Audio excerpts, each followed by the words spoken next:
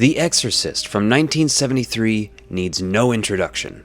It's become more than a cult classic, and in the year 2000 they released the version you've never seen. This version has a time difference of over 9 minutes, includes alternate footage, additional footage, added digital effects, and a newly composed score. Today I want to talk about these changes and come to a conclusion about which one is actually better. Let's get into this thing. So for 27 years, people were watching the theatrical cut of The Exorcist. And in 2000, we finally got to see some of this stuff restored. I'm mostly going to try to point out all the major changes made in the movie, because there are a few that are just really small and I don't have much to say about those. But if you want to know every change, there's a link in the comments below to an article on moviecensorship.com, which is a great resource for this type of information. The first change is one that actually helps you figure out which version you're watching. When the Warner Brothers logo is shown, in the theatrical version, it's in color, but in the director's cut, it's black and white. As the movie opens, there's additional footage showing the McNeil's house and some of the road before we see a statue of the Virgin Mary. The added stuff here isn't very consequential, and the consensus online seems to be that the theatrical cut is actually better because this version has much more filler and it's a lot slower. And with the film starting out like this, I can kind of see what they mean. We get an additional scene at the doctor's office. Regan is being examined, and we get flashes of Pazuzu here. When Regan takes a few steps, she falls to the floor. This scene goes on, and Dr. Klein tells Chris that Regan cursed and lied during the examination, which Chris does not believe. This scene alone is what made me realize the first time I watched this movie, this was the version I watched, because I distinctly remember this entire scene. And I actually really like this edition. Maybe it's because, the version I watched always had it in there. But I think it adds a little more depth and realism to the movie. At around 53 minutes in, when Chris passes the exhaust fan, again Pazuzu's face is imposed in here. This is one of the digital effects that's been added that I don't care for as much. When she opens the door to Regan's room, the Pazuzu statue face appears. Now I do like the random flashes of the Pazuzu face on the screen, but adding in all this other stuff seems a little overdone. The scene where Chuck comes up to Chris and grabs her shoulders is a wider shot.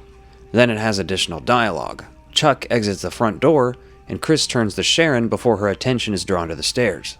And here we get maybe the most infamous deleted scene in horror movie history. The spider walk where Regan crawls backwards and on all fours down the stairs and then spits blood. I mean, this inspired a whole scene that was deleted from Event Horizon in 1997.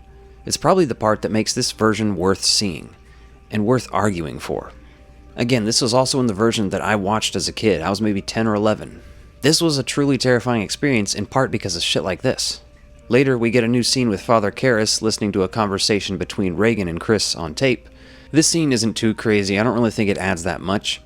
It's not like you're missing this part if you watch the theatrical cut, Then, there is another added bit. While Sharon listens to the radio, we hear demonic sounds coming from Regan's room, and Sharon puts in earplugs, mortified by what she's hearing. I mean, this makes sense. She's doing whatever she can to try to block out the sounds, because they're just terrifying. Then in another added bit, we see Father Merrin praying. Chris brings him some tea, and asks if he wants some brandy in his tea. Would you like some brandy in that, Father? In what I think is a hilarious moment, he says, "Well, the doctors say I shouldn't, but thank God, my will is weak." And he returns the cup and lets her pour brandy in it. This rules. I think it's hilarious, and it helps humanize Father Merrin a little bit. We also get a little bit more with Father Merrin asking if, "What is your daughter's middle name, Mrs. McNeil?" And Chris replies, Teresa. And Father Merrin responds, "What a lovely name." Stuff like this I can go either way on. Sure it works, sure it's a nice moment, but this is definitely what people mean when they talk about this movie being slow and having padding scenes.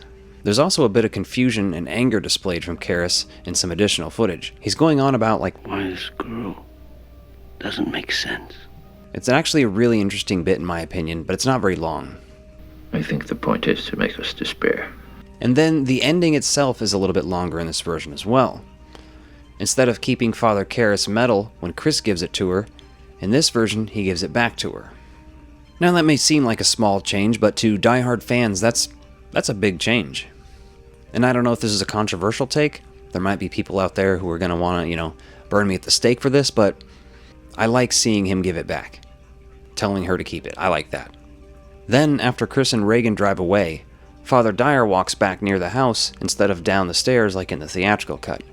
There he meets Lieutenant Kinderman standing in front of the house. They briefly talk about Reagan's condition and that she's better. She seemed fine.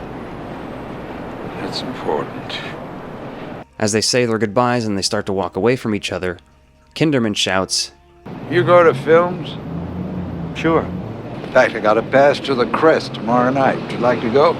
What's playing? Wuthering Heights. What?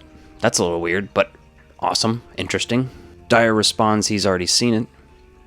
Kinderman then asks, Had your lunch? No. and assumably they head off to go get some food. There's also a lot of music change throughout this cut, and a lot of this stuff, they felt comfortable adding back in because they had the digital technology to make it look better. Like, for example, the scene on the stairs was done with wires, but they were able to use CGI and erase the wires. So which version's better? Honestly, I think it's up for you guys to decide that. Personally, I'm not hurt by either choice, and I'd be happy to watch either version. But this DVD is currently my main copy of the film, and the one I watch most often. Let me know which version you prefer in the comments down below. Love to hear from you guys.